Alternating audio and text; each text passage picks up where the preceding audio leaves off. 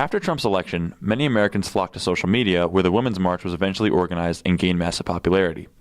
To gain a stronger perspective and raise a question or two about the march, I took a trip to the University at Albany and spoke to a feminist advocate and student, Julia Whitworth, who has studied feminism and psychology.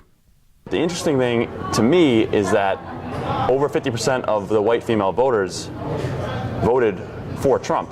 Yet now there seems to be this huge backlash against him. So what are your feelings as a pro-feminist about the whole divide between the women demographic?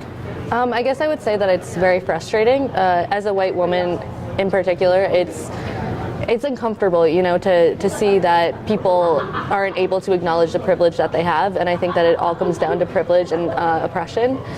And something that is important to me in feminism is intersectionality, and I feel like with the Women's March, a lot of the white women marching honestly may not have been completely in tune to I guess the different issues that that women of color were there fighting for. Mm-hmm. What do you think is probably the best option for young women like yourself to kind of do against this issue? I would say that one of the most important things is to just be educated about the issues and about feminism in general, and just know that it's more than just rights for all women. It's rights for women of color and rights for women that are trans and women that are often ignored in they I guess fall between the cracks in our society, and white women are easily able to ignore their issues because they're not issues that affect them, and because white women are so much the